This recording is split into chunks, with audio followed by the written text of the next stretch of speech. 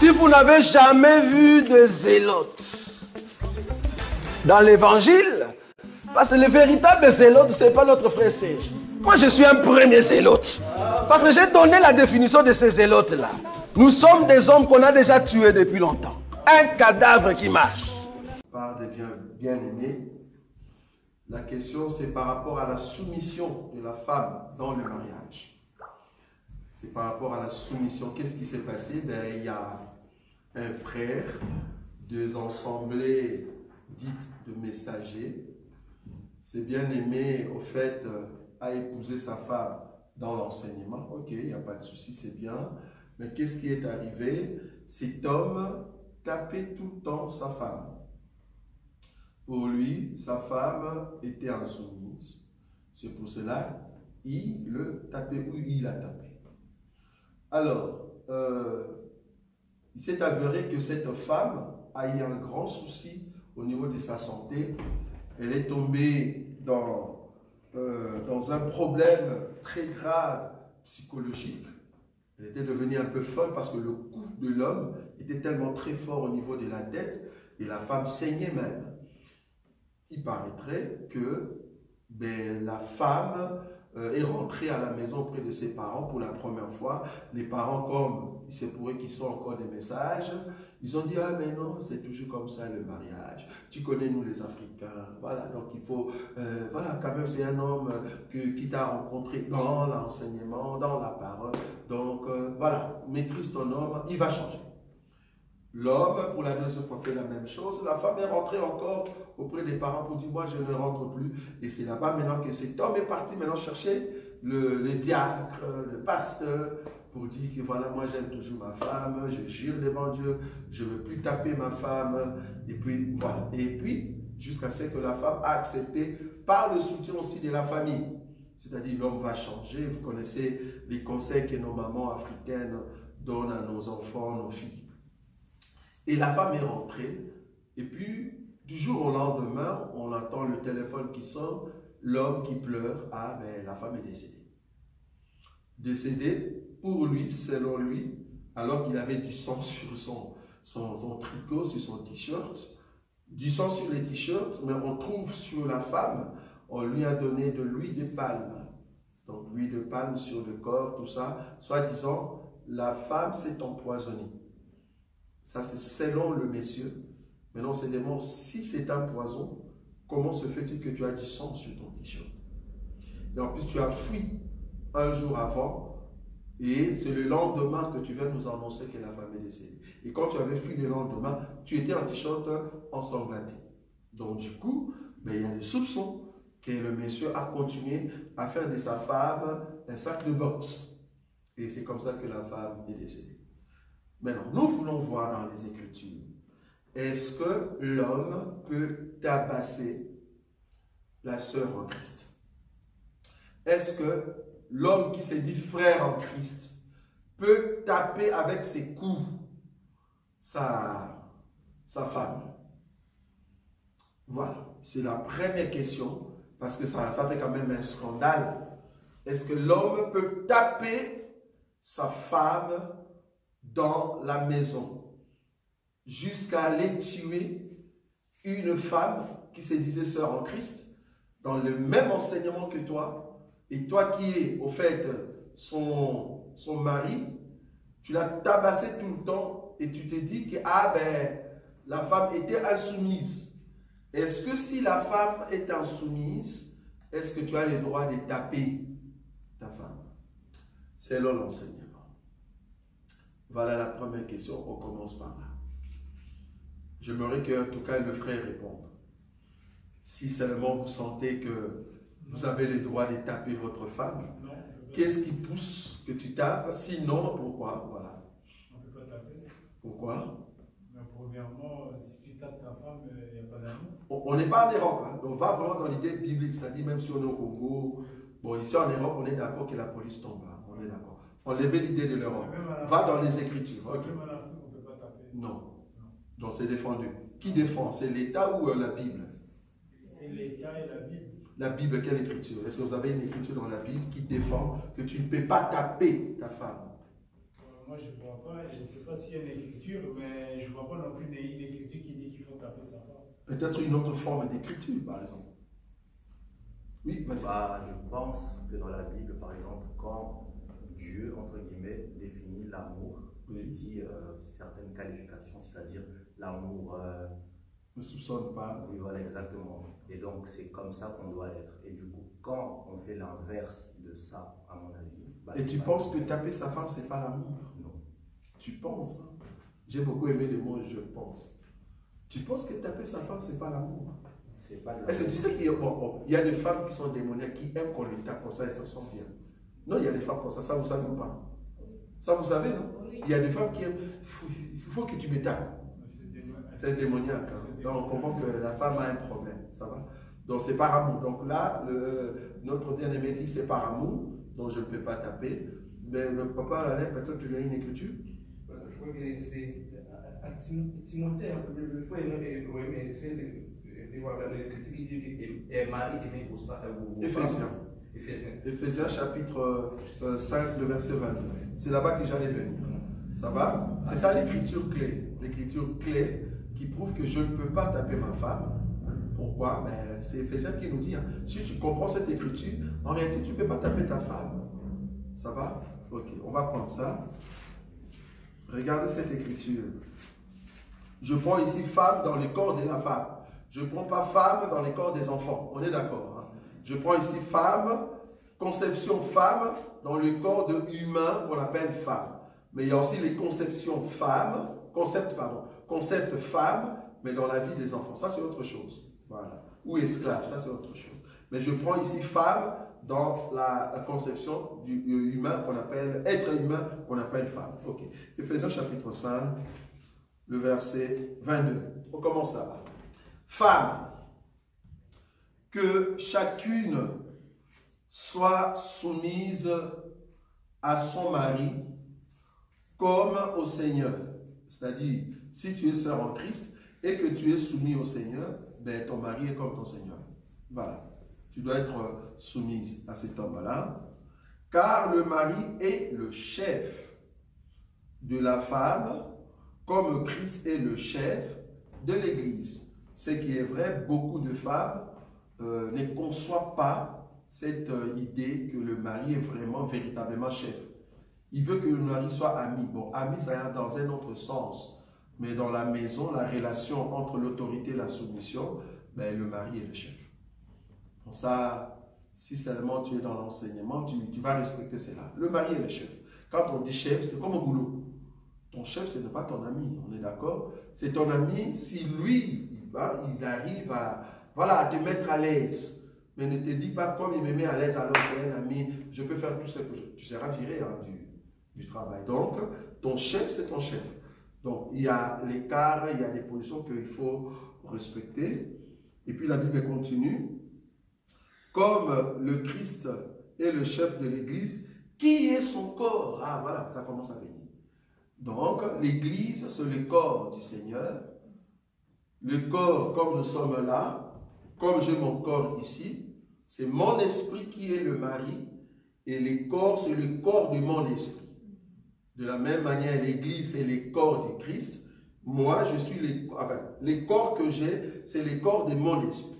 Du coup, mon esprit ne peut pas dire à ma main, tape la joue. Je ne sais pas si vous voyez ça. Je ne peux pas donner l'ordre à ma main de taper la joue. Non. Je ne peux pas faire ça. Je ne peux pas. Ok. Mais je vais aller dans la profondeur. Qui est son corps et dont il est le sauveur. 24. Or, de même que l'Église est soumise à Christ, les femmes aussi doivent l'être à leur mari en toutes choses. On n'a pas dit souvent. J'aime ce mot-là. Quand on dit en toutes choses, on n'a pas dit souvent. Parce qu'il y a d'autres choses qui disent, non, c'est moi qui connais. Ici, toi, tu connais rien. Là, je m'impose quand même. Non, la femme n'est pas comme ça. La femme demande. C'est comme au travail. Il suggère. Il fait une suggestion. Si tu veux vraiment gagner le cœur de ton homme, ben, va plutôt dans des suggestions. Ne viens pas dans l'imposition. L'homme ne conçoit pas qu'une femme soit imposante. Tu vas rater ton mariage. tu vas rater ton mariage. Si tu veux rater ton mariage, sois seulement imposante dans d'autres sujets. Tu vas voir que ça ne va pas marcher. Sois quelqu'un qui suggère. Est-ce que tu ne penses pas qu'on pouvait faire ça? Et tu vas voir que l'homme, à un moment, s'il est trop têtu, à un moment, il va dire, il fallait que je écoute ma femme, quoi. Tu vois? Là, à un moment, il va commencer à rétrécir pour dire, à un moment, je dois quand même écouter ce que ma femme me dit. Pourquoi? Parce que tu n'es pas imposante, tu suggères. Dès que l'homme tombe dans le trou, il se dit, prochainement, je dois faire attention, je dois écouter quand même ma femme. Ça va? Là, l'homme comprend. Mais si tu dis, non, tu dois faire ça. Non, la femme ne peut pas imposer son homme. Ça va?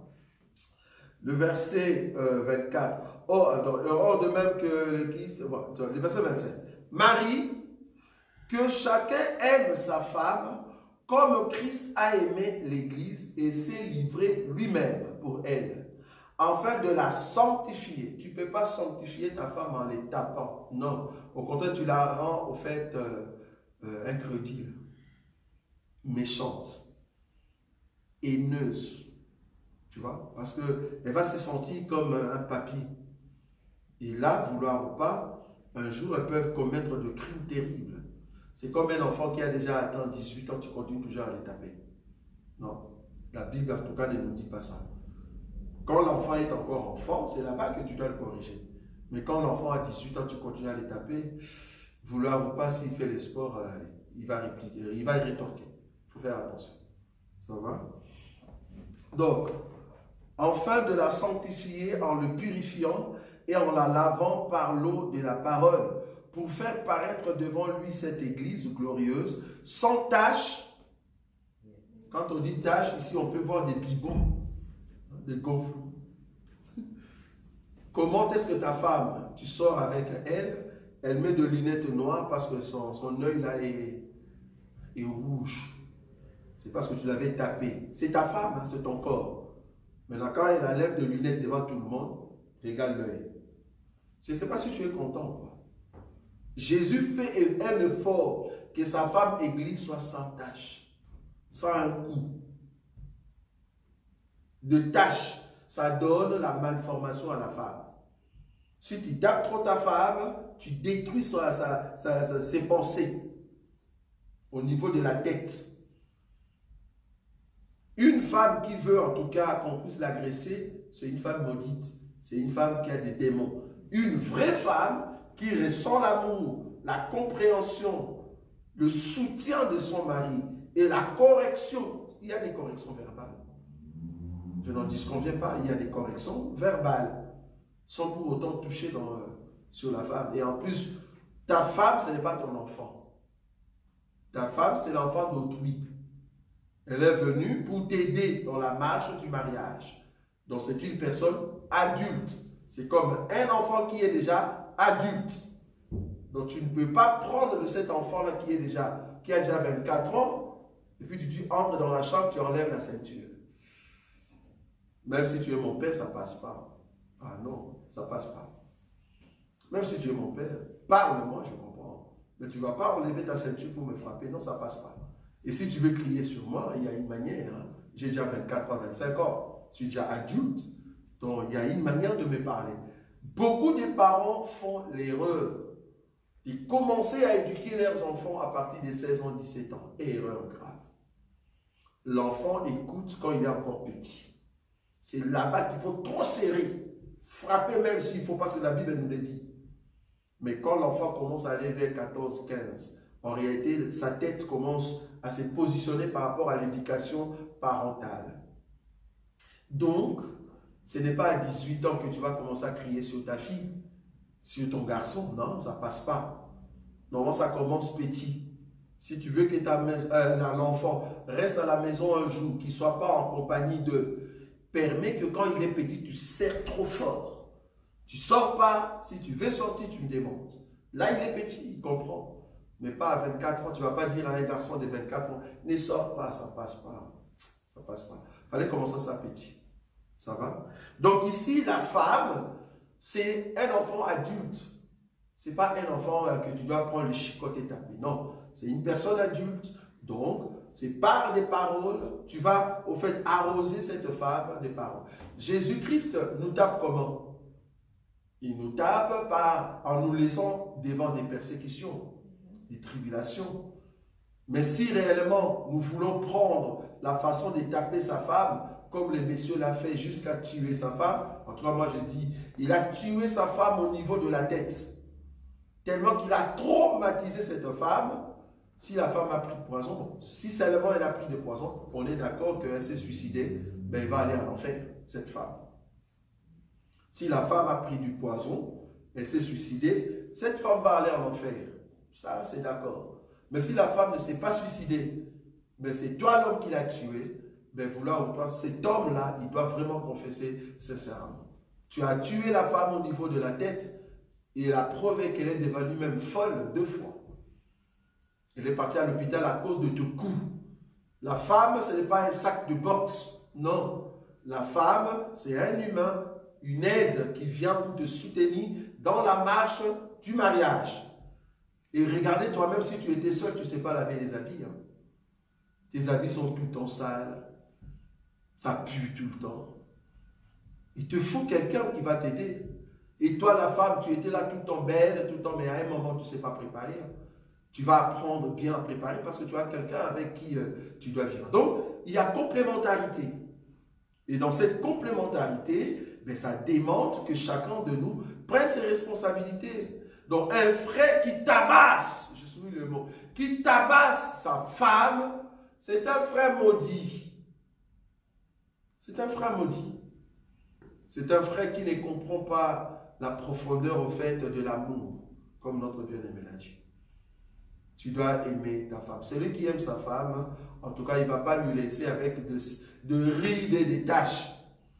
Parce qu'il y a d'autres sœurs, quand tu regardes comme ça dans sa vie, bon, parce que Dieu ne permet pas qu'on puisse voir des taches, mais ils ont, il y a beaucoup de nos sœurs, même ceux qui nous regardent, vous avez des cicatrices de fouet. De fouet. Donc ton mari t'a fouetté avec des ceintures, je ne sais pas moi, et tellement que tu l'aimes trop, tu n'as même pas appelé la police. C'est tout à fait normal parce que nous demandons aussi à nos sœurs, dans de tels cas, première situation, on n'appelle pas encore la police. Deuxième, on touche quand même la famille. Ça arrive pour la 3e fois, appelle la police. Oui. Appelle parce que cet homme, à 3 reprises déjà, cela veut dire que c'est un homme colérique, qui aime trop te taper. Alors un jour, tu vas mourir à la maison. Personne ne viendra à ton aide. Parce que le monsieur profite de l'enseignement pour te maltraiter. Or, nous ne sommes pas, en tout cas, d'accord pour un frère qui maltraite sa femme. C'est un péché. Un frère qui maltraite sa femme, mais tu es maudit, tu n'es pas un frère. Tu pêches, tu maltraites ta femme. Non. Première fois, on peut accepter. Deuxième fois, je vois quand même la famille. Troisième fois, non, non, non, c'est trop. C'est trop. Nous sommes en Europe, ben, j'appelle la police parce que là, c'est l'État. Ça ne va pas. Ça ne va pas. Là, tu l'as fait 3 fois. Je ne vais pas attendre jusqu'à la 7e fois. Il n'y a aucune écriture qui me dit qu'on peut me taper, moi qui suis une femme, jusqu'à ce que l'homme va changer. Je ne vois pas cette écriture-là. Au contraire, la Bible me dit d'être prudente. D'être prudente. Quand je vois ça, tu vas blesser, tu vas donner un coup à l'œil. Normalement, un homme qui aime trop sa femme, enfin, je ne sais pas si c'est là vous est arrivé. Je ne dis pas que nous autres, on n'a jamais fait ça. Quand on aime sa femme, eh ben, ça peut arriver, bah, la colère. Mais à un moment, si tu as le Saint-Esprit, remarquez comment le Saint-Esprit fait. À un moment, si tu oses donner vraiment un vrai coup et qui fait vraiment mal, et tu regardes vraiment ta femme en face, tu sens comme si tu veux pleurer. Tu dis, c'est comme si c'est toi-même, tu te fais du mal en fait. Et tu prends la décision, tu dis, plus jamais, plus jamais, je vais oser te frapper. Parce que là, j'ai vraiment mal. C'est comme si on m'a tapé au fait. Ça, c'est l'homme qui aime sa femme. Mais toi, tu te sens à l'aise quand tu tapes ta femme. Ça ne va pas. Tu as un démon. C'est un démon qui est en toi et qui veut maltraiter l'autre. Si tu as vraiment le Saint-Esprit, quand tu oses faire pour la première fois, bon, il y a toujours une première fois dans ta vie. Hein, donc voilà. Il y a toujours une première fois dans sa vie. Tu as osé. Mais si tu as le Saint-Esprit, tu diras non. Plus jamais je vais lever ma main sur toi. Non. Plus jamais. Parce que ce que je fais, je ne le fais pas. Je ne le ferai plus. Oui, Myriam. Juste par rapport à ça, donc la femme qui s'est fait frapper par son mari, plusieurs fois, est-ce qu'elle peut demander le divorce? Ah, très bien, très bien. Est-ce qu'une seule sœur en Christ, on est ici un sœur en Christ, pas femme. Bon, moi j'aime toujours faire la distinction. On parle ici pour le chrétien. On est d'accord? Est-ce qu'une chrétienne qui est dans cette situation, est-ce qu'elle peut demander le divorce? Non. C'est-à-dire devant un mari agressif qui se disait frère, mais c'est un boxeur Mike Tyson avec un démon de coups terribles sur la face. Précision. Hein? Tirer, charger sur le nez. Et puis le nez béni. Voilà.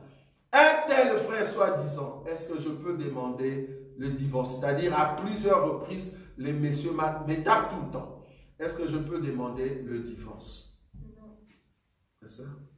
Non. Pourquoi? Pourquoi? Sauf qu'il y a des frères en Christ. Oui. Si c'est un frère en Christ qui est dans cet évangile, si vous êtes dans le même évangile, toi, la sœur, tu n'as pas le droit de demander le divorce. Séparation. Tu peux demander la séparation. Je ne sais pas si vous avez compris ça. Il y a une différence entre divorcer et se séparer. Le frère, d'abord, c'est un frère qui se disait frère, mais on a vu que le fruit qui émane de cette personne, c'est un fruit très agressif. C'est-à-dire, la vie de la sœur est en danger. Tu as le droit de te séparer, mais pas de divorcer. C'est quoi un divorce? Un divorce veut dire, je romps la relation. Pour toi, la sœur, tu ne peux pas rompre la relation. Pourquoi? Parce que le monsieur qui était un monsieur se disant frère, c'est un menteur, c'est un démon que toi, tu n'avais pas bien vu peut-être dans la prière. Il est entré dans le mariage avec un mensonge. Donc du coup, mais ma séparation, je ne rentre plus avec toi. Je reste dans mon côté, mais je ne demande pas le divorce, c'est à toi de voir. Je répète, le divorce, c'est quoi? J'annonce au messieurs, toi et moi, c'est fini. Je pars à la mairie, je ne veux plus rester avec cet homme, c'est fini. Je dis aux parents, remettez si possible son argent, ou toi, ne comptez plus que cet homme est mon mari. Ça, c'est le divorce. Tu n'as pas le droit de faire ça, mais tu as le droit de te séparer. Quand un Corinthien, Myriam dit, c'est où? C'est quoi ces enseignements? 1 Corinthiens chapitre 7. 1 Corinthiens chapitre 7. 1 Corinthiens chapitre 7. Ok, je commence à partir du premier verset et on descend calmement. Ça va? Pour ce qui concerne les choses au sujet desquelles vous m'avez écrit, je pense qu'il est bon pour l'homme de ne point toucher de femme. Mais toutefois, pour éviter la débauche, que chacun ait sa femme et que chaque femme ait son mari. Que le mari rende à sa femme ce qu'il lui doit. Vous savez déjà, qu'est-ce que le mari doit à la femme? Parce que si la femme ne trouve pas cela, elle a le droit de divorcer. Hein. Ça, on est d'accord ou pas? Ça, on marchande même pas. On sait que l'homme doit à la femme. C'est que l'homme doit à la femme. Si la femme l'a pas, la femme a le droit de divorcer. Oui ou non? Oui. Ça, on est d'accord, oui. Vous connaissez les choses que l'homme doit à la femme. Il y en a combien? 3. Ça va? Oui. Très important. Si la femme n'a pas ça, la femme a le droit de quitter, de sortir de ce mariage-là, si vous êtes dans l'évangile. Donc, la Bible dit... Excusez-moi, juste moi, je ne sais pas les trois trucs. Ah, il y a une autre question qui se rajoute. En fait, il y a 3 choses, on peut le lire, hein, on peut le chercher. Voilà, ça se trouve, je crois, frère Owen, tu peux nous chercher ça. Donc, si tu tapes conjugal, ça va se trouver vers Lévitique, je crois. Donc, tape conjugal. Ouais. Ou nombre conjugal, quelque chose comme ça. Le droit conjugal.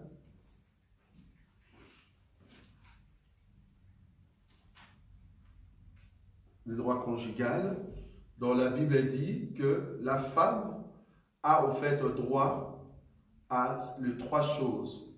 La première, c'est le pain. La deuxième, les vêtements. La troisième, le droit conjugal. Ça va? Donc, si la femme n'a pas ce droit, elle a le droit de sortir. C'est-à-dire, l'homme qui épouse une femme, tu dois subvenir à tous ses besoins. Tout. Les habits, à manger. Et surtout, la femme a toujours des désirs qui surpassent l'homme.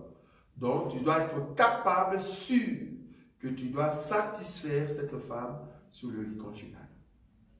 Obligatoirement. Ça fait 3. Ça, tu ne l'as pas trouvé, vraiment? Oui. Normalement, ça se trouve vers Lévitique ou Nombre. Ça va? Donc, ce sont les droits de femme. Normalement, le terme que vous pouvez trouver, le terme conjugal, normalement sans ER à la fin, vous pouvez trouver le passage. Donc, Exode 21, 10. Exode combien? 21, 10. 21. Exode, hein? Oui, 21, 10. Exode 21, 10. Exode 21, chapitre 10. Je vais lire. Il est dit ceci. Je commence à partir du 8. Non, 7. Si un homme vend sa fille pour être esclave, elle ne sortira point comme sortent les esclaves. Si elle déplaît à son maître, qui s'était proposé de la prendre pour femme, il facilitera son rachat. Mais il n'aura pas le pouvoir de la vendre à des étrangers après lui avoir été infidèle. 9. S'il la destine à son fils, il agira envers elle selon les droits de fille. C'est quoi les droits de fille? S'il prend une autre femme, il ne retranchera rien pour la première, à la nourriture, aux vêtements et aux droits conjugal. C'est ça le droit que Paul mentionne dans 1 Corinthiens chapitre 7. Ça va? On rentre là-bas. Donc Paul dit ceci, que le mari rende à sa femme ce qu'il lui doit et que la femme agisse, tu vois. Donc normalement la soumission c'est un agissement, c'est un comportement, c'est une manière de vivre. La femme agit, c'est-à-dire je réponds par rapport, donc c'est une réponse en fait. La soumission c'est une réponse par rapport à ce que je reçois, voilà, donc c'est une réponse. Donc j'agis par rapport à ce que je vois, ok. Que la femme agisse de même envers son mari.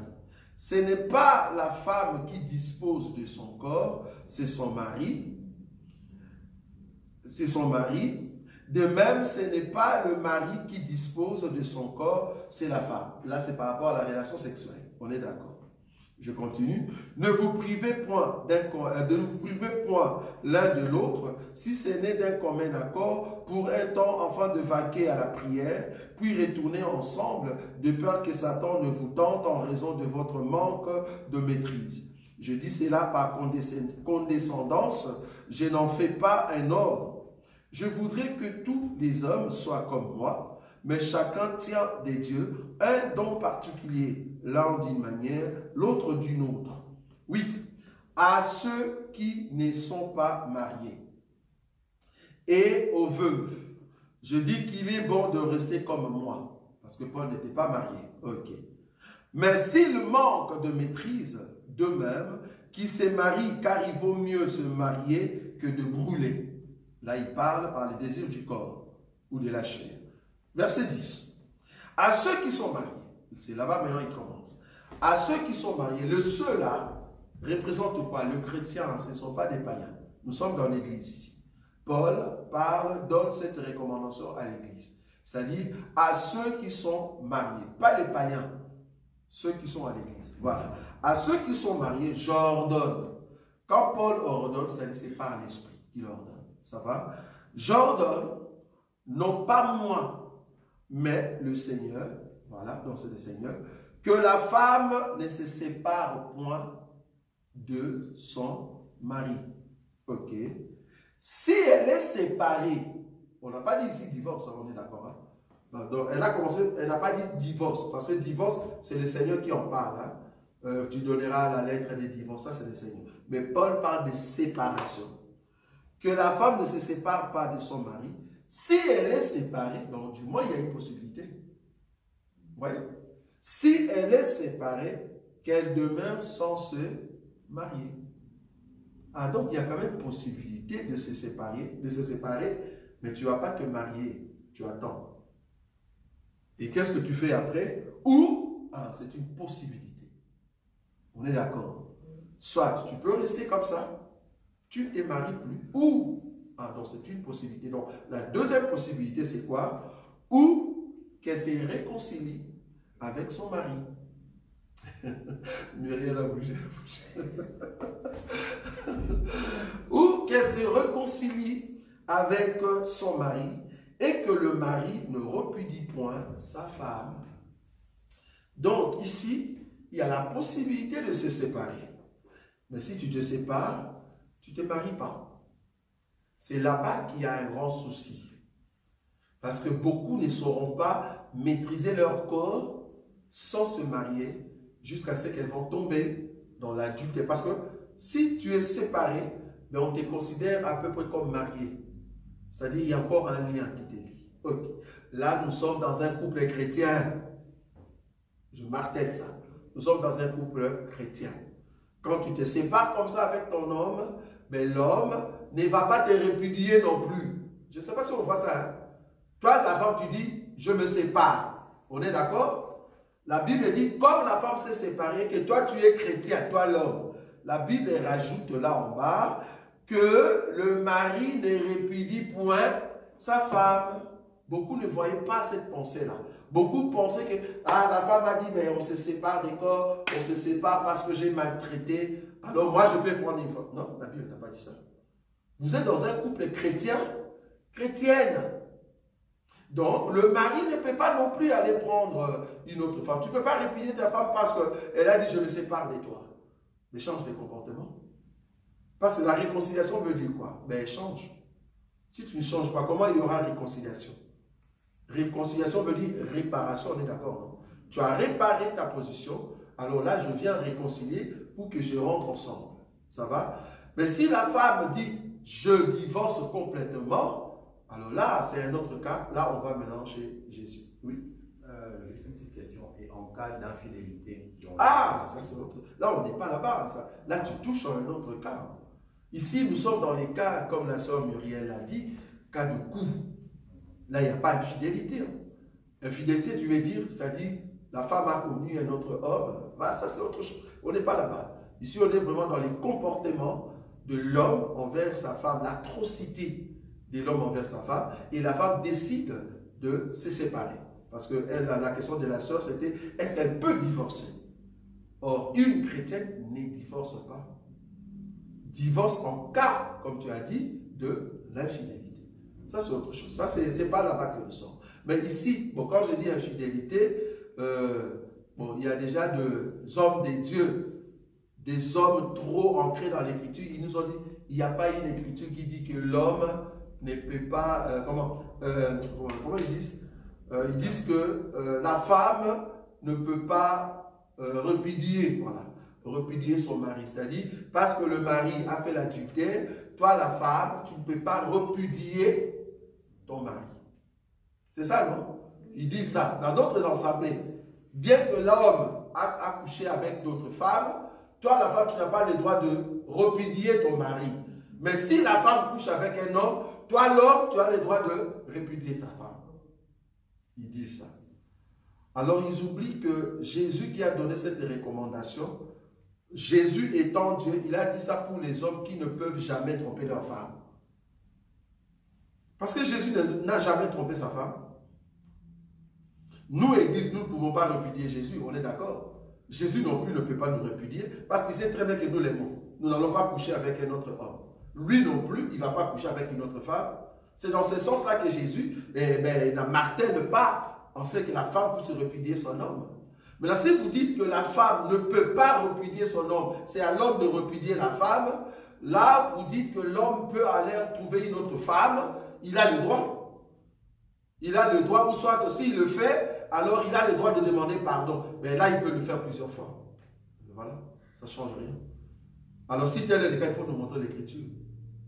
Il faut nous montrer l'Écriture. Donc là, ce n'est pas posé. Parce que Jésus étant Dieu, il sait très bien que l'homme qui est chrétien ne peut pas coucher avec une autre femme. Tu es un menteur, donc tu étais un faux chrétien, un faux frère. Voilà. Donc ici, allons dans la pensée de la sœur Muriel. Quand la sœur voit qu'il y a trop de coups, première fois, deuxième, troisième, mais la sœur a le droit de se séparer. Quand on dit se séparer, elle a le droit de rentrer dans leur maison, dans la maison de ses parents.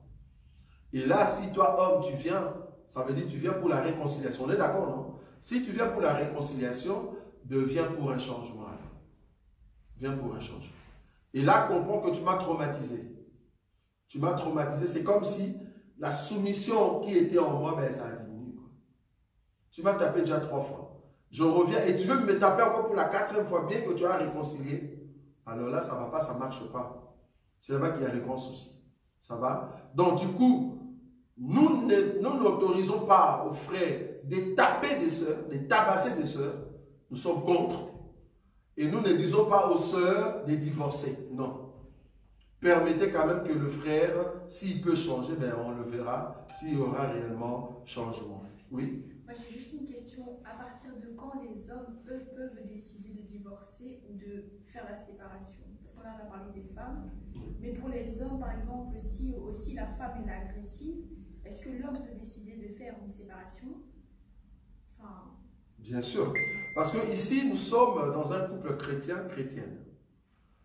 L'homme, le frère, n'a pas le droit de repudier sa femme. Ce sont aussi d'abord ça. Repudier veut dire divorcer, c'est fini ça. Ok. Tu n'as pas le droit non plus. Dans un couple chrétien-chrétienne, je souligne ça. Je ne parle pas des païens, chrétien-chrétien. Ok. Maintenant, la sœur, qui était une sœur qui chantait très bien, avec onction. Jésus. Jésus. Mais c'est une femme qui tabasse son mari à la maison. C'est une femme agressive. Ça va? Bon, quelque part, peut-être l'homme ne veut pas te toucher, mais en réalité, si l'homme décide... Bon, les femmes qui sont agressives, souvent, c'est ici en Europe. J'ai bien dit souvent. Je n'ai pas dit qu'au Congo, il n'y en a pas. Souvent, c'est en Europe. Pourquoi? Souvent, c'est en Europe parce que la femme sait très bien qu'à part le mari qui est à la maison, elle a eu un autre mari qui s'appelle les policiers. Tu comprends? Elle a, au fait, un autre... On n'a pas mis le truc. Oui.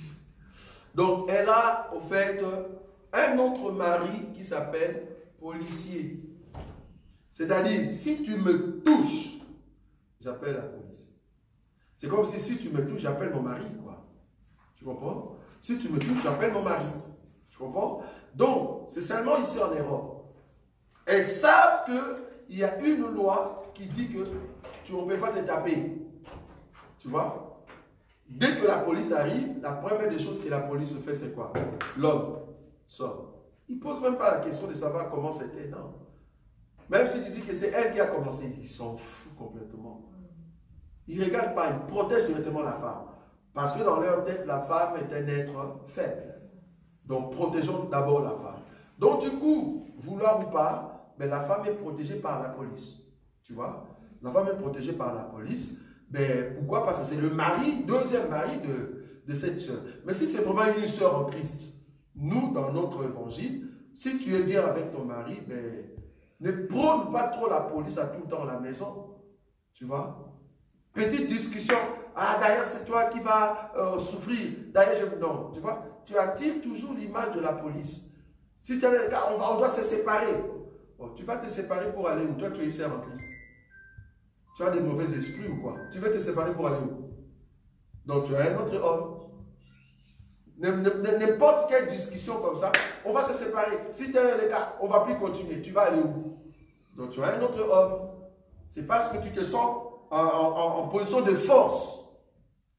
En position de force par la police et la loi belge, par exemple. Tu vois? Donc, du coup, ici, l'homme aussi a les droits à sœur Myriel. a les droits de se séparer parce que, voilà, il ne veut pas te toucher par rapport à l'enseignement peut-être. Mais il comprend que tu as un mauvais esprit parce que, deux fois je conseille toujours à mes frères, quand tu vois que la sœur commence à te maltraiter au niveau de la tête, mets tes chaussures, mets ta veste et sors. Ben oui, parce que tu vas te mettre dans une condition où tu vas la cogner et puis c'est pas bon. C'est mieux qu'elle continue. Alors ce n'est pas une sœur. Parce qu'elle continue, ben à un moment tu te dis, mais qu'est-ce que je fais quoi? Seigneur, pardonne-moi. Mais si la sœur n'a pas ça dans sa tête, il y a un grand souci. Ça va? Donc l'homme aussi peut se séparer. Oui? Juste une question qui n'a rien à voir. Concernant les vêtements, je me demandais... Les vêtements? Le fait de s'habiller. Oui. Est-ce qu'une femme ou un homme, à la plage par exemple, une femme peut se mettre en maillot de bain et un homme, est-ce qu'il peut se mettre en short et montrer le haut de son torse? Donc ça c'est une question dans le cadre vestimentaire. Oh oui. Ça va? Donc on va en toucher. Donc ici, est-ce qu'il y a encore des questions concernant le mariage par rapport à cet homme? Il y a une question là-bas? Oui. Ici, oui, c'est Donatella demande, elle dit, donc l'homme qui est agressif, il frappe toujours sa femme, mais il ne s'occupe pas d'elle. La femme doit chercher ses parents pour s'occuper d'elle. Dans ce cas, elle peut demander le divorce. Ah, là ça change. Là il y a une augmentation, c'est-à-dire il y a un droit de la femme qui n'est pas respecté. Vous êtes d'accord? Oui. Hein? Parce que je vous ai dit ici que la femme a le droit de divorcer si elle ne reçoit pas ses droits. Oui. On a dit ça ici. Oui, oui. Mais là, on est d'accord. Bon, déjà, tu ne satisfais pas ta femme. Et tu tapes quand même ta femme encore. Mais tu es audacieux. C'est-à-dire, tu ne donnes pas à ta femme le vêtement. Moins encore à la nourriture. Et d'ailleurs, tu ne travailles pas. Tu ne vas pas au boulot. C'est la femme qui travaille, qui va au boulot. Mais tu oses quand même cogner.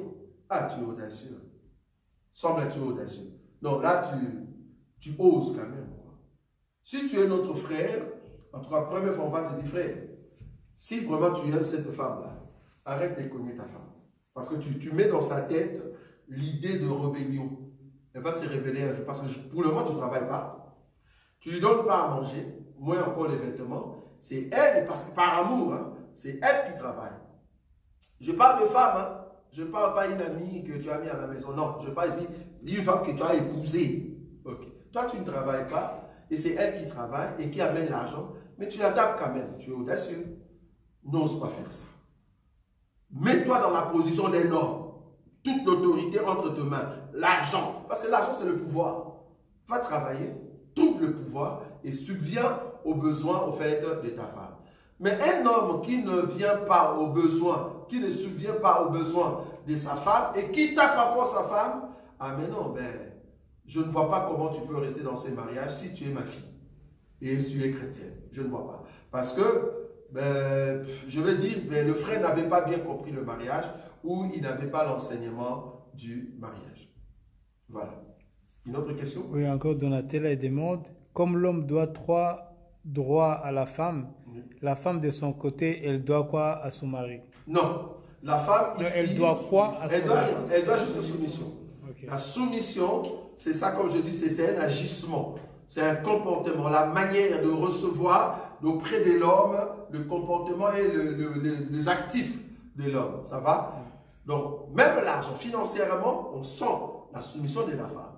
Une femme qui reçoit l'argent auprès de son mari et qui envoie tout le temps sa famille, ça ne va pas, il y a un souci. Pourquoi tu envoies seulement ta famille? Je n'ai pas épousé toi et ta famille. Hein.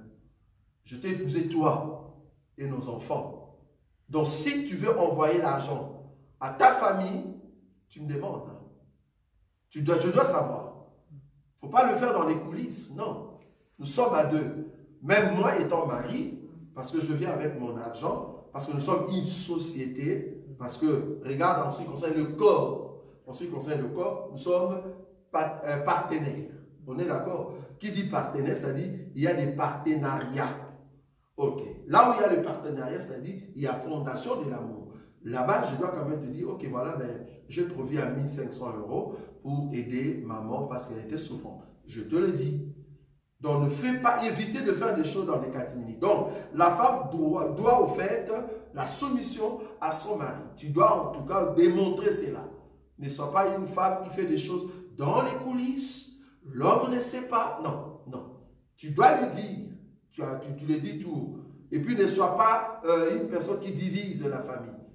Tu vois, la soumission aussi pousse la femme à aimer et la famille de l'homme et sa propre famille. On est d'accord. C'est-à-dire, pour toi, quand la famille de l'homme vient à la maison, il y a un comportement un peu bizarre. Mais pour ta famille, elles peuvent rester 2-3 semaines, il n'y a pas de souci. Mais pour 2 jours seulement, membre de la famille de ton mari vient, tu serres la tête, tu n'as plus le courage de préparer. C'est un comportement d'insoumission. Donc ça, il faut éviter des choses comme ça. Parce que je suis d'accord qu'avant que la personne vienne à la maison, vous avez essayé de parler avec ta femme ou avec ton mari pour savoir que voilà, la personne viendra. Et souvent, les hommes sont très flexibles. Ils disent qu'il n'y a pas de souci, il peut venir. Et du côté de ta famille, viennent 2 semaines, pas de souci. Mais quand c'est l'autre côté, ah non, 2 semaines, mais moi je ne serai pas là. Comment je vais préparer? Alors que quand ta maman était venue 3 semaines, tu as cherché de tout moyen pour préparer pour ta maman pendant 3 semaines. Mais pour la maman de l'autre, toi, ne fais que 3 jours. Tu trouves des raisons, ah non, je ne serai pas là, je vais travailler, tu connais les travails ces derniers temps. Là, on comprend. C'est un comportement d'insoumission. Oui. Mais Donatelle demande encore, comme l'homme doit... Oh, pardon.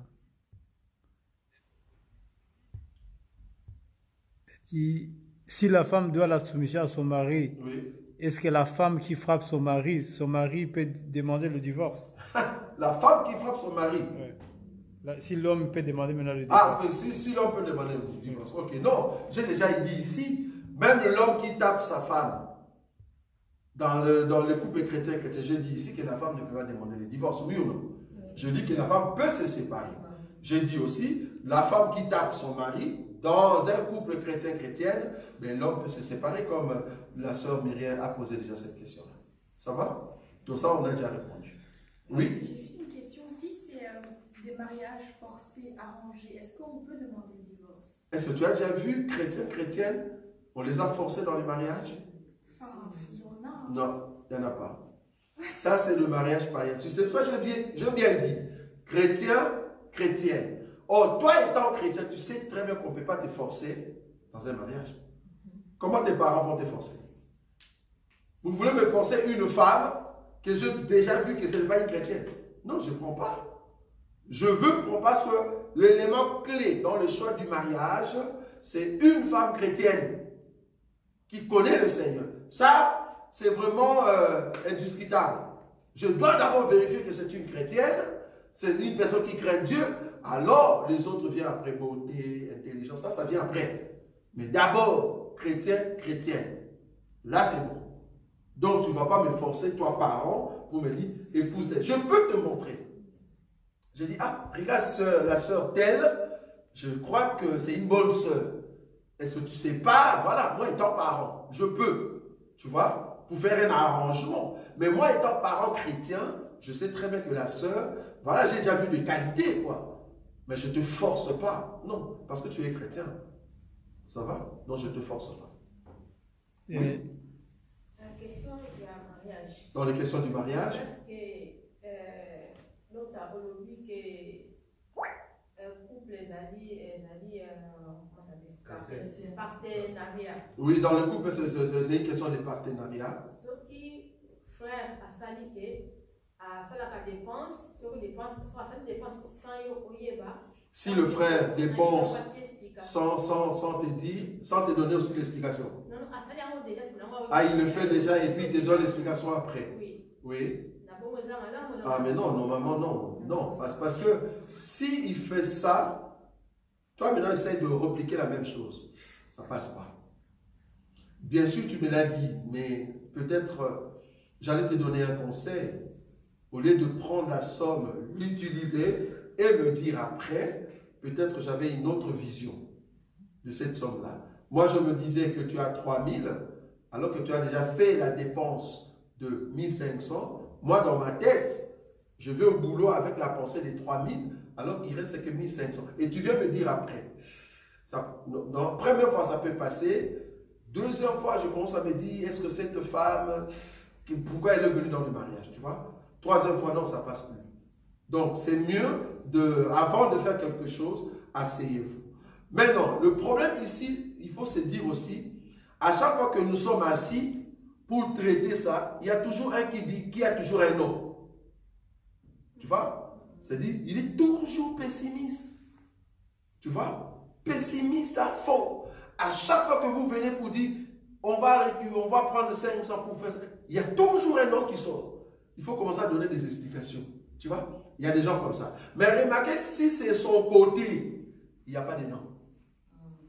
Ça, il y a quand même l'égoïsme. Parce qu'il faut traiter aussi les cas de l'égoïsme dans les couples. Il faut les traiter aussi. Là, c'est un cas égoïste. C'est-à-dire, ton comportement à toi, tu soutiens tout ce que toi tu penses. Bon, tu es égoïste. Parce que si moi je dis de dépenser avant de le dire, tu ne vas pas aimer. Mais toi, de ton côté, tu as quand même fait. Sans me dire.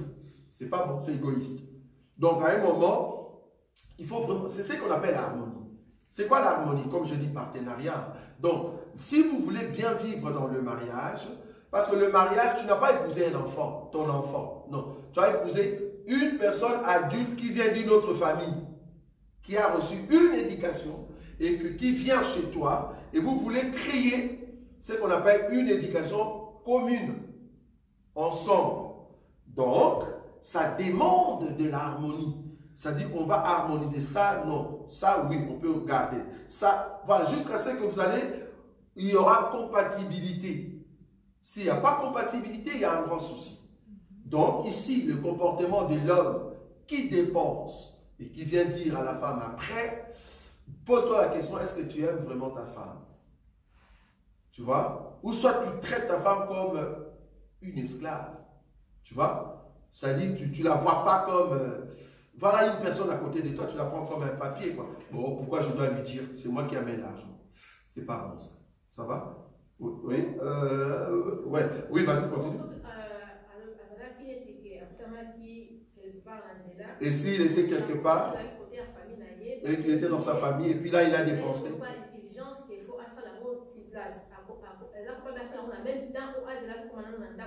Oui. Très bien. Et s'il s'avère qu'il s'est trouvé dans la famille, dans sa famille, dans la famille de, auprès de ses parents, ou soit dans sa famille, là où il est sorti, et que voilà, il fallait faire une sorte de dépense, est-ce qu'il peut le faire et il vient te le dire après? Oui et non. Oui, pourquoi? S'il y a une urgence. S'il y a une urgence, ben, je n'avais pas de choix. Je le fais. Et je savais que je vais te le dire. Ça va? Mais s'il n'y avait pas urgence, je ne suis pas obligé de donner à mes parents. Je dis, mais attendez, ben, je vais rentrer à la maison et je veux réfléchir. Je vais vous en... Là, tu dis, au fait, je vais quand même en parler à ma femme. Tu vois? Mais s'il y a vraiment une urgence sur place, mais je n'ai pas le choix. Donc, voilà, j'ai aidé rapidement, sinon la personne va mourir, quoi. Voilà, j'ai donné. Mais je sais très bien que je vais quand même en parler à ma femme. Non, s'il n'y a pas d'urgence. Donc, je rentre d'abord, j'en parle à ma femme et on voit quel budget. Voilà, parce que les parents peuvent demander 1500. Bien sûr, j'ai 1500, mais il y a d'autres occupations à la maison. On a des factures à payer. Hein. Il y a des habits pour les enfants. Il y a des chaussures des enfants, surtout des garçons, qui sont troués là. Donc, il faut acheter. Il y a beaucoup de dépenses. Donc, le parent demandait 1500, mais voilà, je pense, avec ma femme, on essaie de voir, mais 1500, on ne saura pas, mais donne par exemple 700 par exemple. Voilà. Donc, essaye d'en parler. Donc, s'il n'y a pas d'urgence, donc il ne faut pas le faire. Ça va? Oui. Oui, donc moi, c'est juste une question pour être sûr. Hein. Oui. Par exemple, en cas de conflit. Oui. Mais un conflit, on ne va pas dire un conflit dispute, mais passif. C'est-à-dire des arguments, l'un apporte des arguments, l'autre apporte des arguments qui sont tous les deux valables. Par exemple, où est-ce qu'on va mettre les enfants à l'école, oui. ou on va acheter plutôt cette maison, on va faire ceci. Il y a des arguments qui, pour ou contre, qui sont valables des deux côtés. Qui a le dernier mot? Est-ce que c'est l'homme? Très bien. Les opinions, tu parles de là, tu es dans des opinions. C'est-à-dire, là, quelle est l'opinion qui prône? Ok.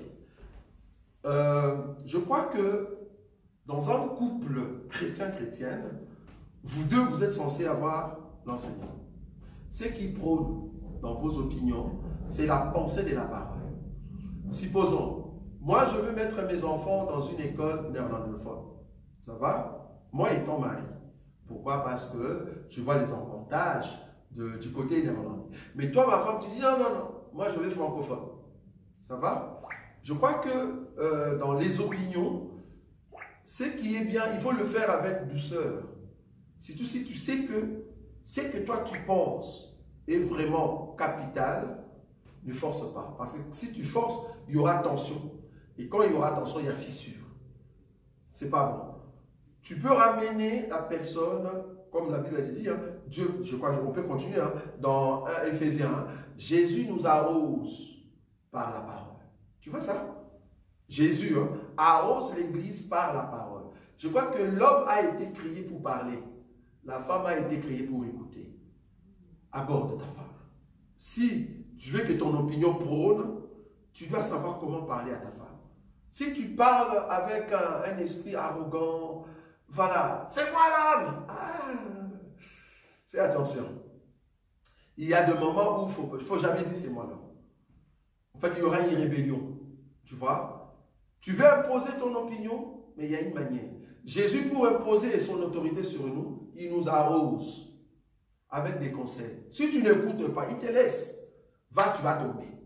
Parce qu'il connaît tout. C'est un omniscient. Tu vois? Mais toi, l'homme physique, tu n'es pas omniscient.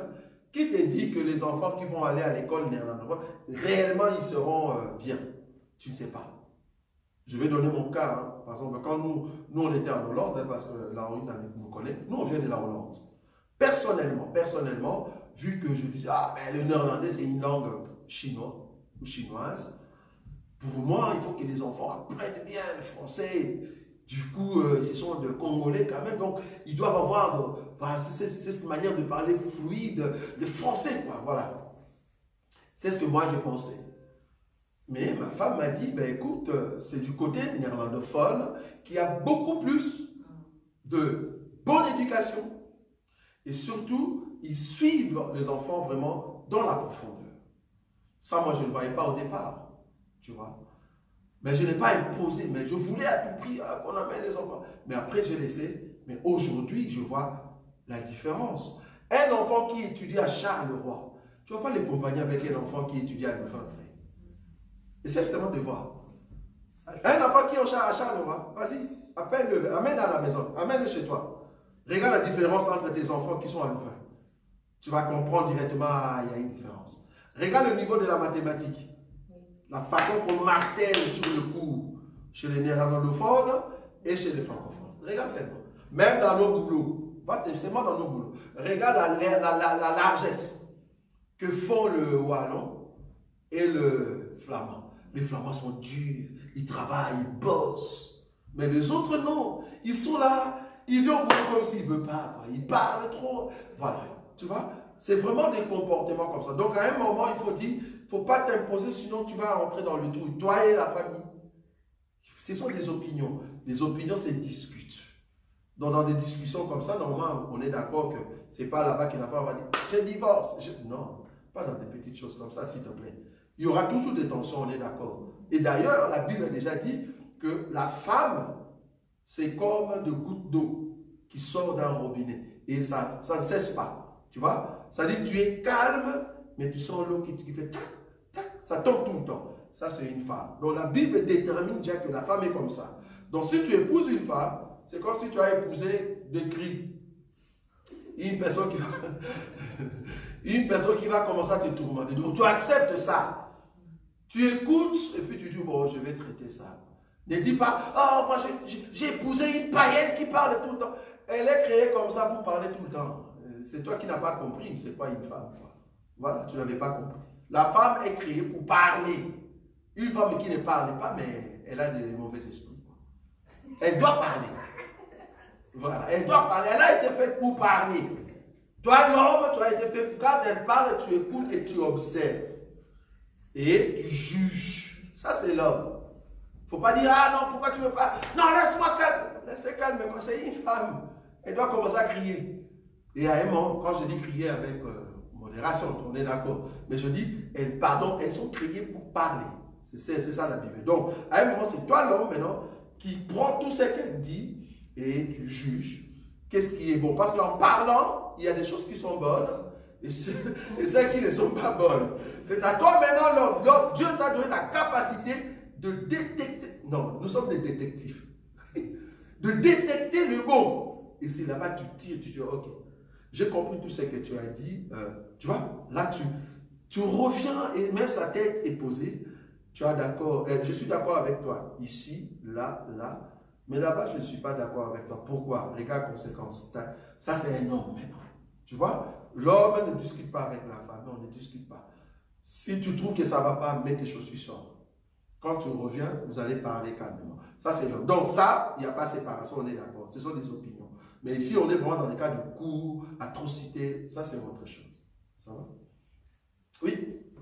Moi, j'ai une question. Si maintenant, par exemple, tu as une femme et que, par exemple, tu veux aider, mais qu'elle, par exemple, elle est radine. Tu veux l'aider comment? Non, toi, tu veux aider. Aider la famille? Non, aider, par exemple, la famille ou des amis. Ou des gens à aider. La femme, elle est radine. Aider les amis.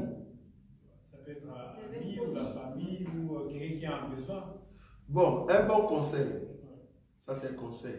Si tu veux aider les amis, à tout moment, parle avec ta femme. Mais qui on appelle maintenant ami?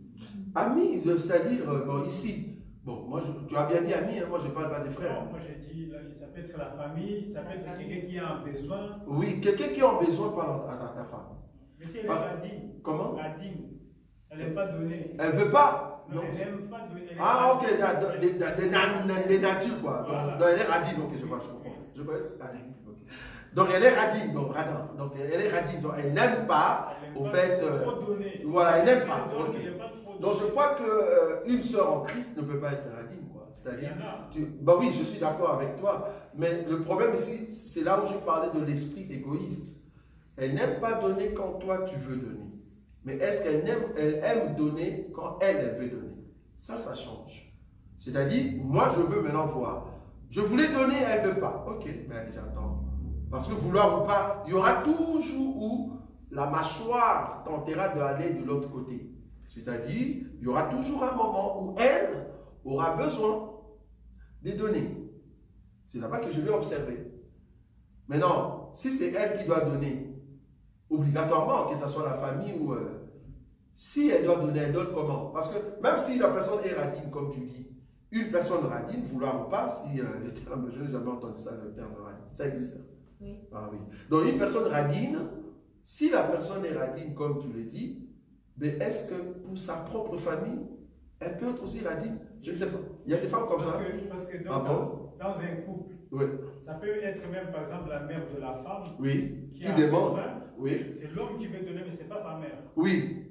Ben oui, mais toi tu veux donner, mais que dit la femme? C'est-à-dire la fille de cette maman-là. Elle est radine, la femme. Elle ne veut pas. Non, ça veut dire quelqu'un qui est radine, ça veut dire quoi? Ça veut dire que peut-être on va voir quelqu'un qui a un besoin. Toi, tu vas te dire que voilà, telle personne, on peut l'aider. Oui. Mais elle ne veut pas. Mais elle se dit, peut-être si tu veux l'aider avec un 50 €, elle dit, donne 10 €.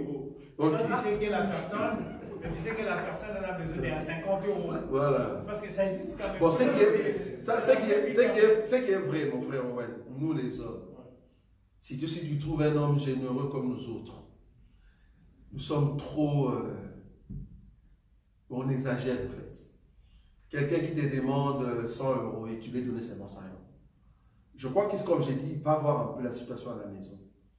Parce qu'en réalité, c'est la femme qui connaît la situation de la maison. Là où tu voulais donner 100 € parce que tu avais pitié, compassion. Je suis d'accord, compassion.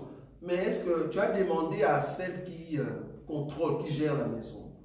Tu vois? Parce que si tu tombes avec une femme qui donne tout le temps, toi aussi tu donnes tout le temps, frère, vous allez tomber. À un moment, il faut que quelqu'un soit dit, 100 c'est trop. Donne quand même 50. Bon, je ne suis pas d'accord pour une femme, là où tu voulais donner quand même 100, elle dit, non, donne 5 €. Ah non. Ça, c'est vraiment être méchante quand même. La personne a besoin de 100 €. C'est vrai qu'on ne va pas donner 100 €, mais permet que ça soit quand même 60, 70. Quoi. Si vraiment la personne a besoin, ne dis pas, ah non, nous, on n'a pas d'argent, donne 2 €. Non, là, tu ne donnes pas. Je crois. Donc, une sœur, si c'est une sœur, normalement, c'est l'enseignement qui va l'aider à changer. Parce que, voilà. Mais si on veut un peu dans la parole, oui. on nous dit, par exemple, que la main qui donne, c'est la main qui reçoit. Très bien. Premièrement, Oui. on dit aussi qu'il faut s'aimer. Très bien. Mais la personne là, c'est un peu aussi comme si Il faut l'enseigner. Il faut l'enseigner. C'est ça que j'ai dit. Donc, c'est la parole qui va l'enseigner. Donc, il faut le ramener dans la parole. Il dit, mais attendez, si on doit être béni, on doit donner aux autres. Mais une telle personne, par exemple, si elle est comme ça, mais est-ce qu'on peut donner sans lui dire? Non. Parce que, en fait, l'acte que tu fais, tu poses, de ne pas dire à ta femme, à ton partenaire, c'est un acte que c'est toi qui pêches, c'est pas elle, en fait. Je ne sais pas si tu comprends. C'est toi qui pêches, en fait. C'est-à-dire, regarde comment tu pêches. Je donne 100 € sans dire à ma femme. Ok. Si elle pose la question, tu vas mentir. Si elle pose la question? Oui, de savoir. Parce que normalement, en réalité, nous disons toujours, l'argent de l'homme, c'est pour la femme. La femme, l'homme doit amener toute sa somme, son salaire, sur la table. J'ai toujours dit ici, l'homme doit tout donner à sa femme. Son salaire. Normalement, c'est à la femme de détenir la carte bancaire. Si c'est une bonne femme. C'est à la femme de détenir ta carte bancaire. C'est elle qui contrôle les salaires, les entrées, les sorties. Bon, à un moment, ça dérange, mais on est obligé. À un moment, ça nous dérange, mais on est obligé. Ok. Maintenant, cette femme, toi, tu ne lui as pas dit que tu avais donné 100 €. Et puis après, elle découvre, parce qu'elle va découvrir, vouloir ou pas, dans ton compte, qu'il y a une sortie de 100. Ok. Et elle te pose maintenant la question. Je vis, il y a déplacement de 100. Mais je lui dis, comme tu es un peu radine, j'ai donné parce que tu n'avais pas accepté. Ah! Je lui dis, Oui, frère Alain. Moi, je vais dire à sens que, comme Flo a dit, ça existe dans les couples, il y a des problèmes, ça existe, mais comme un homme, donc tu ne peux pas manquer quand même l'argent des poches. Merci. Mon argent des poches, Ah, ça c'est autre chose. Là, ça change. Hein. Parce que quelqu'un, très bien. je dis à ma femme. Voilà, merci. Parce que, bon, ça c'est selon maintenant l'organisation de chaque couple. Parce qu'il y a d'autres couples hein, qui préfèrent que quand il y a entrée de fonds, qu'est-ce qu'ils font? Ben, ils se donnent un peu un petit salaire, quoi. Ça dit, prends cette somme comme argent de poche, moi aussi je prends ça comme argent de poche. Ça, tu peux faire tout ce que tu veux. moi je trouve ça c'est mieux. Oui, non, il y a des couples comme ça. Et d'ailleurs, moi je conseille des couples comme ça. C'est-à-dire, si vous êtes dans un couple chrétien-chrétienne, le mieux serait de, vous avez la somme au milieu, vous avez vos dépenses, vous avez votre épargne, mais pour qu'il n'y ait pas de soucis, ben, mon chéri, toi tu prends ça, des 100 balles, moi aussi je prends des 100 balles, chacun peut faire ça, tout ce que tu veux. Tu vois? C'est-à-dire, je peux envoyer à un ami, une amie qu'on a grandi ensemble, voilà, qui m'appelle, ah je souffre, que ça ne soit pas dans l'argent du couple, que ça soit dans ton argent de poche. Alors ne commence pas à voler dans les couples et bien tu laisses ton argent des poches. Ça, tu es une voleuse, tu es un voleur. Ça va? Ça, je trouve que c'est, comme le frère Alain l'a dit, ben, c'est mieux. Quoi. Ça va? Oui. Question Oui, une autre question? Vous avez des factures que vous n'avez pas encore payées? Ça s'accumule? Oui. En même temps, famille, famille à mon corps a béni que, pas un problème mon corps qui pris à loyer un wow. Et que en même temps, il y a des factures qui s'accumulent et il y a l'un de famille ou soit de parents qui vous appelle et qui vous dit, ben écoute, on a eu une urgence, tu dois nous envoyer au fait qu'il y a un montant et le montant en question a presque la même valeur que le prix locatif donc, de la maison. Et déjà, ils ont emprunté là-bas et ils te disent de rembourser. L'urgence, tu dois rembourser cette somme. Je refuse. Je dis, je suis désolé, je ne donne pas. Je suis désolé. Vous ne m'avez pas prévenu. Je crois que les parents, j'ai toujours dit ici, quand tu es marié, je le répète encore aujourd'hui, si tu es marié et que tu es dans notre évangile, frère, sœur, les parents ne sont plus dans le premier rang.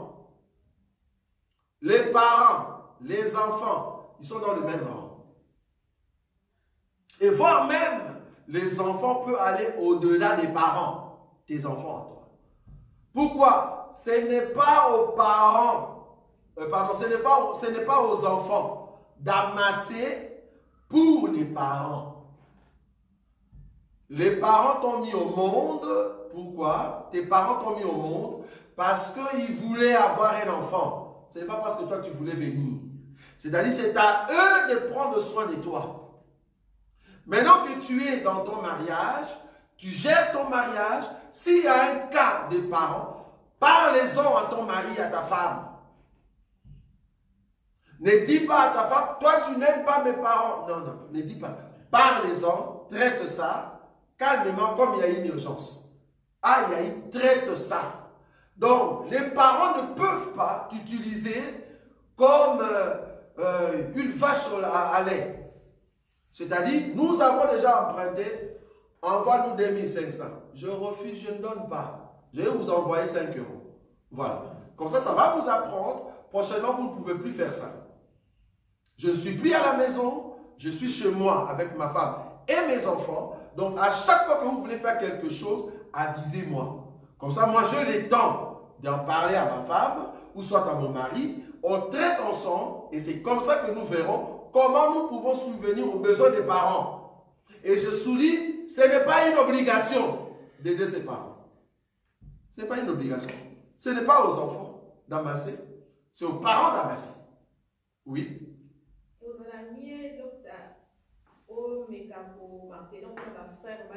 Ah, pourquoi tu veux que ces gens... Elle veut que je martèle ça pour les frères. Mais pourquoi tu veux que je martèle? Mais même les sœurs aussi, non? Même les sœurs aussi font la même chose.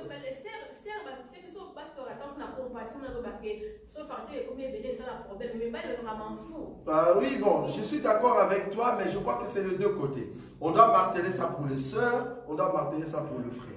Je crois que je touche de tous côtés. Il y a aussi des frères qui se soucient des factures à la maison. Je ne sais pas si vous savez ça. Il y a des frères qui se soucient de factures à la maison et que la sœur, la maman, elle s'en fout. Elle a besoin de Versace, sac Versace, tu vois, collier, bijoux terribles, tu vois. Voilà. Donc, ce n'est pas seulement les hommes, c'est aussi les femmes. Donc, il faut vraiment dire ça, même pour nos sœurs. Oui, sœur Myriel? Oui, moi j'ai juste une question parce que vous venez de dire que les enfants, ils n'ont pas décidé de naître au monde, mais que c'est nous qui leur... C'est le parent. Oui, et je voulais juste savoir si dans le mariage, est-ce qu'on aurait passé du coup nos enfants avant notre mari, ou alors c'est d'abord le mari après les enfants? D'abord le mari. Pourquoi? J'ai envie de savoir pourquoi. C'est ton chef. Marie, c'est ton chef. Si tu oses, déjà, le fait déjà d'aimer trop les enfants, le mari moins, tu prépares la nourriture, tu donnes aux enfants. Le mari vient et dit, va faire ton fouf. Non, c'est la soumission. D'abord les chefs. Et d'ailleurs, quand tu prépares, tu vois, quand tu prépares, tu as fini de préparer. Tout ce qui est au-dessus là, tu enlèves d'abord pour le mari. Donc déjà dans ta conscience, tu donnes trop de valeur à ton mari. Et je te dis, Dieu va te bénir. Mais si tu dis, je mets d'abord pour les enfants, et lui il reste avec tout ce qui reste, tu vois, tu diminues ton mari. Donc déjà dans ta tête, tu diminues ton mari, sans le savoir. Donc le mari vient en dernière position. D'abord mes enfants, moi et mes enfants. Il faut faire attention. D'abord le mari et après les enfants. Ça va? Ben on est pour ça à la fin, oui? C'est le frère Emmanuel Afoulaoula. Oui. Il dit, qu'est dit de la femme qui travaille et qui ne respecte pas son mari? Qu'est dit de la femme qui travaille et qui ne respecte pas son mari? Bon, il faut amener, c'est une sœur, hein? Il faut amener cette sœur ici, on va la délivrer. On va prier pour elle parce qu'elle a des démons terribles. C'est parce que tu commences à travailler, voilà, tu commences à minimiser ton mari, quoi. Tu vois? Or, tu es aide. Parce qu'il y a d'autres sœurs, vu que le mari ne travaille pas, ben, elle ne montre pas son salaire à son mari. Il y a des sœurs comme ça. Elle n'aime pas, mais elle veut contrôler le salaire de son homme. Mais son salaire à elle, non. Tu vois? Pourquoi? Ben, elle se met dans la position de... Parce qu'en réalité, bibliquement parlant, la femme n'a pas été appelée à travailler. Ça, vous savez, non? Ça, vous savez ou pas? Oui. Oh. Vous ne voulez pas? Ok, je vais marteler là-bas. On va prendre 5 minutes. La femme n'a pas été créée pour travailler, aller au travail, non? La femme, en réalité, a été créée pour rester à la maison, manger l'argent de son mari.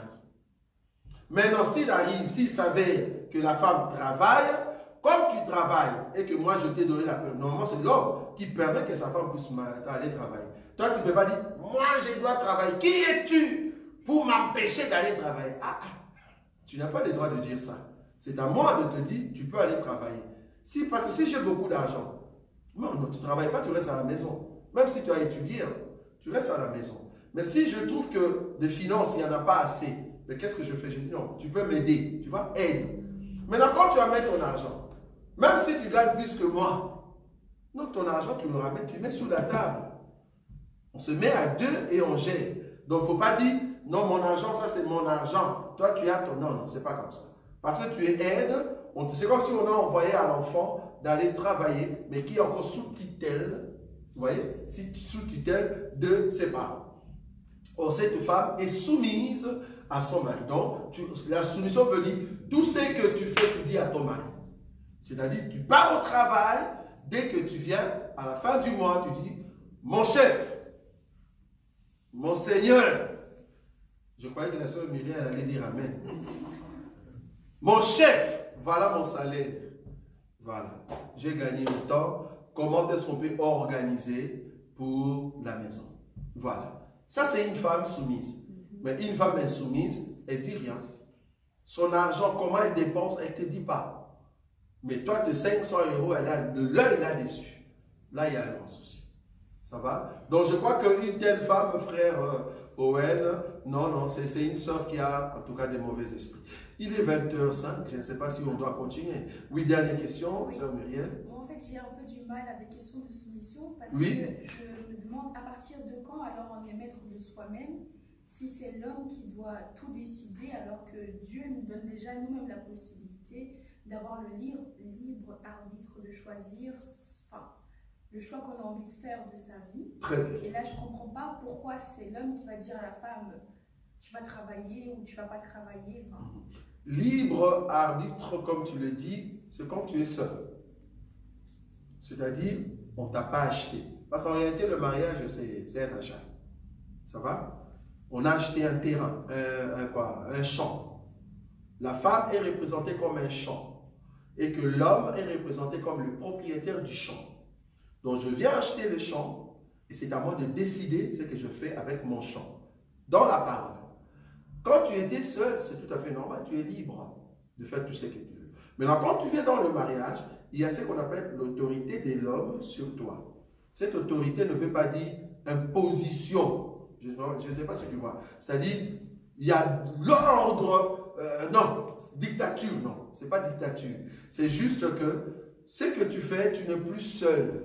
C'est comme un enfant. Un enfant qu'on a mis au monde, quand tu es encore un enfant, tu ne sors pas comme tu veux. Tu vois ce que je veux dire? Bien que tu es être humain, mais tu ne sors pas comme tu veux. Mais quand même, si l'enfant veut aller se laver, en réalité, le parent ne sera pas tout le temps pour te dire va te laver, tu vois. Mais à un moment, l'enfant va prendre conscience que c'est l'heure d'aller me laver. Il ne va plus commencer à demander à maman, est-ce que je peux aller me laver? Non. Donc à un moment, tu es libre, tu vois, libre arbitre, mais libre dans la maison des parents. Il y a quand même une autorité sur toi. Donc, une femme qui est dans le mariage est soumise. Quand on dit la soumission ici, c'est-à-dire, je ne suis plus seul. Il y a quelqu'un qui est à côté de moi et qui chapeaute ma personne. Donc, ce que je veux réaliser, ce que je veux faire, des décisions personnelles qui peuvent avoir l'impact dans notre union, c'est mieux que j'en parle à mon mari. C'est dans ce sens-là qu'il faut voir la chose. Donc, je ne parle pas de soumission du genre, je dois m'agenouiller, voilà, je ne sais plus, mais décider moi-même. Est-ce que, Marie, chérie, est-ce que je peux peigner les cheveux? Non, c'est pas ça, tu vois. Donc, est-ce que je peux maintenant? Non. Je crois que vous deux, vous êtes soumis, je dis chrétien, vous êtes soumis à la parole. C'est-à-dire, toi, tu as la parole, lui aussi la parole, et la parole vous amène les deux. L'homme respecte la parole sur toi, et toi, tu respectes la parole par rapport à l'homme. Je ne sais pas si tu vois. C'est par l'enseignement que tu respectes ton mari. Et l'homme, c'est par l'enseignement qu'il t'aime. Donc, il a des principes bibliques lui pousses de t'aimer dans des conditions bibliques. Et toi, il y a des conditions bibliques qui te poussent à être soumise à lui par rapport à la parole. Supposons, peut-être c'est là-bas que je vais terminer. L'homme que tu as épousé te dit, mets-toi en mini-jupe, on va aller dans une fête d'un pote, tu vois. C'est mon ami d'enfance, mais j'aimerais qu'on voie la beauté, tu vois. Mets-toi en mini-jupe. Tu as le droit de refuser. Je ne sais pas si tu vois maintenant comment ça change. Pourquoi tu as le droit de refuser? C'est parce qu'au-dessus de cet homme, il y a ça. Or, toi, tu es chrétienne, tu sais très bien que la Bible te dit que tu ne peux pas te mettre en mini-jupe. Je comprends là où je suis. Là, son autorité ne vale pas. Pourquoi? Parce qu'il veut briser l'autorité de celui qui est au-dessus de vous. Là, je n'accepte pas. Là, c'est comme s'il est un mari non-croyant qui veut imposer quelque chose sur moi que moi, je ne peux pas. Je ne le fais pas. Ah non, ben avec mes potes, bon, tu sais très bien que je suis chrétien, mais il arrive deux fois quand même avec le pote, je fais un peu de chicha. C'est ça, on appelle ça chicha. Je vais quand même prendre chicha, tu vois, pour mettre un peu l'ambiance avec de potes. Non. Tu comprends? Tu dis non, non, je ne fais pas. Ce sont des choses que j'ai dit non, niet, je ne le fais pas. Là, tu n'as pas le droit de respecter ton mari. Tu comprends là où je suis? Pourquoi? Parce qu'il est censé avoir l'enseignement. Parce que nous parlons ici chrétien-chrétienne. Je ne parle pas d'un païen.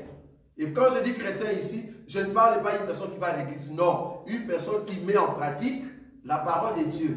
Il faut bien souligner ça. Je ne parle pas d'une personne comme les chrétiens d'aujourd'hui. Je suis chrétien parce que je chante Jésus. Non, tu n'es pas chrétien. Ce n'est pas parce que tu as mis de croix que tu es chrétien. Pour nous, tu n'es pas encore chrétien, tu es païen. Comme j'ai vu une soeur qui parlait, je ne sais pas, à la télé, elle dit, ah ben vous empêchez les femmes, vous dites aux femmes de mettre de foulard. Mais si toi tu penses que le foulard c'est bon, ça c'est toi. Mais nous on n'a pas de conviction.